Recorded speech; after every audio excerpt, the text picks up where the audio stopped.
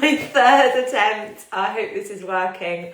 I was like, why is my live stream not working? Mercury's not in retrograde anymore. My Wi-Fi is being a bit temperamental, and then I was on 4G and that wasn't good enough, so I can just say welcome to Cornwall. Funny enough, this is nothing to do with what I'm going to talk about today, but I remember when I first went online. I don't know if those of you that have taught online and teach online, and when you first went online, like if your internet went down or your Zoom call failed, it was just like the worst, wasn't it? You were like, oh my God, this is terrible. And now I'm like, oh well, let's start again. Let's try again. Water's off a duck's back, eh? So thank you for joining me live. I'm somewhere a few minutes late. The internet was saying no.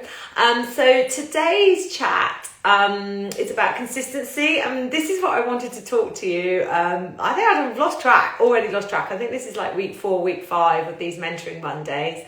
And my second week, this is what I planned to talk to you. And if you remember, I'd got completely sidetracked about the boy who was selling cakes. And if you don't know the story of the boy selling cakes, go back to week 2 and please listen to that story. But this is, I'm quite passionate actually about this topic, consistency, because one, I've got 3 great stories, and stories are always great to listen to, aren't they? And 2, I just think like we hear it quite a lot. You've got to be consistent, you've got to show up. And I agree with those things, but sometimes I'm a bit like, okay, I've got to be consistent, I've got to consistently show up. But what happens if my kids are poorly? Or what happens if I'm feeling knackered? Or what happens if the surf is good? These are all things that can get in the way of us being consistent or committing to a regular pattern. So I want to actually just reframe, or look, even I'm gonna have one of those days. Even my phone stand's not worth playing ball today. Just behave.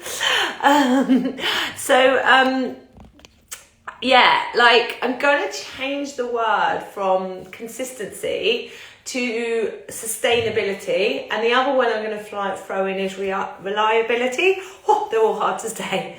So sustainability and reliability. These are attributes of a good yoga teacher. Okay, if you want to build consistent revenue into your yoga offering, if you want to know that you'll run classes and people will show up and you'll transform people's lives through yoga, or you're going to fill your yoga retreats, or you're going to sell your online course, however you are delivering yoga, it doesn't matter.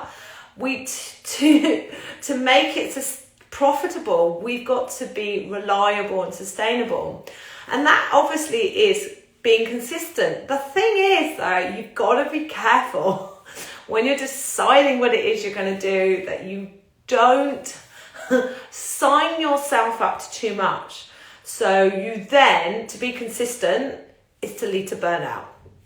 And this is where my stories come in, okay? So the first story I've got for you, there's 3 this morning. I've written on my notes, try and stick to 10 minutes. That will be a miracle, but we'll see. My first story is, I'd literally just finished my yoga teacher training. And if you're a newly qualified teacher, or maybe some of you that are experienced teachers, you can totally relate to this. But I've done my teacher training course. I was a qualified yoga teacher, and I signed up to 3 slots, 3 classes a week in the local village hall. Okay. I also was working 5 days a week as a secondary school music teacher. How on earth was I going to be able to be consistent in showing up 3 times a week for those classes and do a full-time demanding job? I mean, I didn't have kids back in those days, but kids are another thing we've got to factor in here. Anyway, not just that, I hadn't factored in the consistency I would need to fill those 3 classes. So it got closer and closer and closer to the date where I told the guy in the local village hall that I was going to start these 3 classes. And I realised the error of my ways. And I was like, damn it. I am spreading myself too thin. I, haven't got the time to be sustainable here and reliable and tell people about these 3 classes, let alone turn up consistently for these 3 classes. So the net result was I actually didn't start any classes in my local village hall. I upset the guy, quite understandably, because I booked out 3 slots and hadn't given him any money. It was a total disaster. And I ended up starting 1 class somewhere else, about 20 minutes out from where I lived, because I'd muddied the water with the local village hall where I lived. It was a big mistake, but I did learn that start 1 class, because I had the energy to start that 1 class. I had the time to be consistent and sustainable, so I could tell people about this class, so I could fill this class, so it could be profitable. And if it's profitable, then it's sustainable, because I can't turn up every week and not even cover the room hire, aside from all other costs that we want to cover. And it also was allowing me to be reliable. So consistency actually comes down to, you've got to pick a rhythm, a pattern, whatever it is. And we've all got different energy levels, and they change at different periods of our lives as well. Like if you've got young kids, my gosh, you may be thinking, right, to show up, because I've got to show up for my kids every day, regardless, to show up for my yoga community, my yoga students, I may have to step back from my offerings. Or maybe you like me, my kids are getting older now, but I have a bit more time, a bit more space to grow things, because I've got the energy, the headspace, the bandwidth to do it. Story number 2. So here's an example when if you don't remain consistent, the impact it will potentially have on your yoga offerings. So lockdown 1, April 2020, all my classes went online, and I started doing streaming for a Facebook Live group. I set up a subscription offering, and I was doing 2 set times. Everyone was at home, we could all turn up, and it worked. It works okay. I don't do it that way now. I'll talk about subscriptions and how I do it another day, and memberships and that. But then, life slowly came back to normal. So we're now thinking August, July 2020. So people weren't at home at specific times. So I said to my subscription group, oh, you know what? I'll just do 2 Facebook Live classes a week. They'll be at random times, different times. It suited me. But, you can do it as a recording. But because I hadn't set a reliable time when I was going to turn up, what happened was I kept forgetting to do it. And then I'd be like, I haven't got a class for my subscription crew. Because they didn't have me being reliable and consistent. They were starting to drift off. I was starting to lose people off my subscription, because there was no pattern, there was no habit, there was no consistency. And I noticed this, and I didn't want to lose them. I was enjoying teaching online. So, I had a word with myself and said, no, come on, Amy, you've got to show up. And here's an example of you have sometimes got to show up to serve your students, but at the same time you've got to show up in a way that isn't going to lead you to burning out, because if you burn out you can't show up. It's one of those self-fulfilling prophecies. So I moved everything onto Zoom, and I said, this is in September, and I said, look, I'm going to do a Tuesday class at 7:15 and a Saturday morning vinyasa class at 9 o'clock.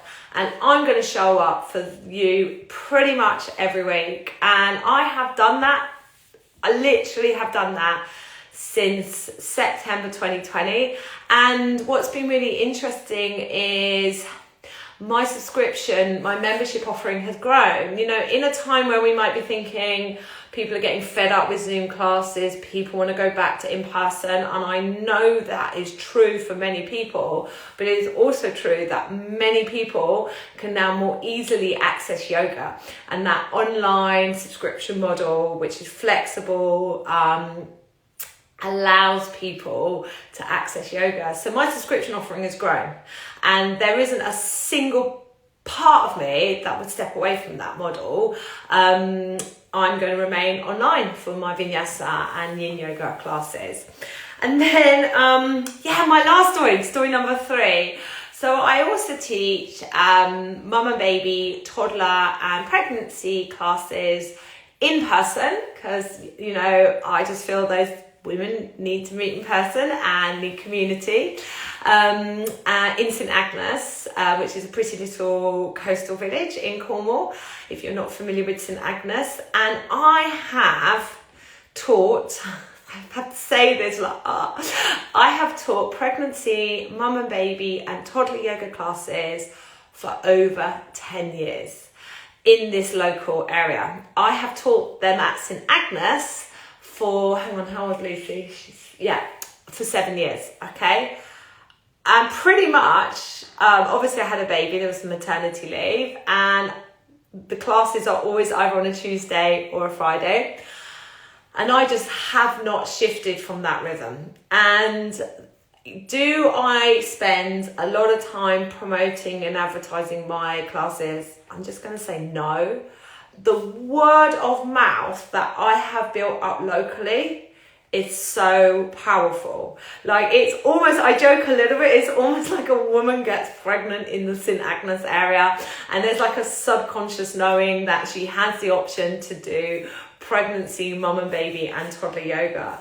Like, and also being consistent for such a long period of time with this group of women, it's such an honor, and like magical things happen. Like, they come to me with their first baby, they do pregnancy yoga, mum and baby yoga, then they go into toddler yoga, and then they have their second baby and the cycle starts again, and then they end up in toddler yoga with their baby and their toddler, and then that toddler gets a bit older and goes to school. Like, honestly, in some instances, I am a regular fixture in a woman's life for 3-4 years while she's got young babies and young children at home.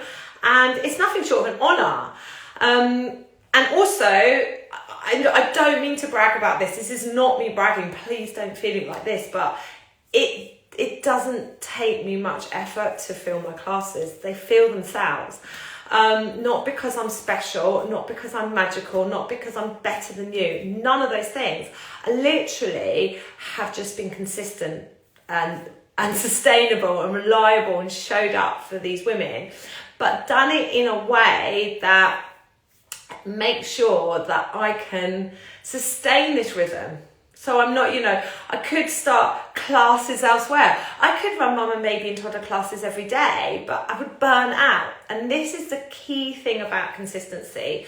So just to summarize, whenever you're deciding to do something, whenever you're deciding to add something new or change something, okay, ask yourself, why is it that I'm doing this? Does this fit in with my energy and how I want to work? Then if you're finding yourself like your timetable's too much or your commitment's too much, you sometimes have to be really brave. This is really hard. I struggle with this, and say, right, what can I let go so I can be consistent and reliable in all aspects of my offering? As yoga teachers and I don't want to gender stereotype at all, but generally speaking, women in particular, we can be guilty of give, serve, yes. And then before you know it, you're like, I've got no time for my yoga practice. I've been here, I'm working really late at night replying to emails. That still sometimes is me, because kids go to bed and I'm like, I've got a moment of headspace. But you've got to be consistent, to show up your offering needs to be sustainable, okay, in terms of your energy, your ability to serve. And then you can be reliable, because this really matters. Because if you're heading towards burnout and you're having to cancel the odd class here, the odd class there, and you start to get a bit flaky, think of story number 2, where I got a bit flaky with my subscription crew. The minute you start to get flaky, the minute you start to having to, like, we're all allowed to be ill, don't get me wrong, the minute you're having to cancel classes more often than not, it's a minute that you'll begin to lose people within your community, and then you get yourself stuck into this negative cycle. So we will stick with this word consistency, but I want to throw in sustainability, honouring your own energy levels, okay? You might know another yoga teacher who's, teaching 10, 12 Ashtanga style classes a week, and they're full of energy and they can manage it, okay? Or you might know another yoga teacher that teaches 1 class a week that's really physical, and the rest of her stuff or his stuff is really gentle. We're all different, okay? We've all got different energy levels. We're all at different stages of our lives. We've all got different external circumstances impacting on our levels. So don't really matter what other people are doing. What matters is you pick a rhythm that allows you to serve, that allows you to be consistent, that allows you to be reliable, and allows you to have the sort of, like, I think the word is bravery, isn't it? To say, you know what, I'm just going to have to let that go for a bit because this is too much. Or actually, I think I could create something here. I've got space, I've got energy. If you're constantly on a treadmill of, I've got to get to this class and I've got to reply to this email and I've got to advertise this retreat. If you're constantly on that treadmill, you haven't got the headspace, actually. I only know, by the way, because I have been here, I regularly arrive here, I have to have words with myself. So I'm being totally honest with you guys. I a lot of this is stuff I say to myself on a regular basis. But step back, and it's okay to let things go, and often we have to let things go to allow other things to grow. Anyway, my lovelies, I reckon that was about 15 minutes by the time I got going on my live this morning. I hope you have a good week. If you do have any questions, let me know. If you want to ask me anything about your yoga offering, I might not know the answer, but feel free to DM me, and I'm happy to impart some of my experience onto you. And otherwise, I will see you next week. And I should say, if there's anything you want me to discuss, if there's something on your mind, also make suggestions. Otherwise, I'll just turn up waffle every Monday morning. All right, my lovelies, have a good week. Mwah. See you soon.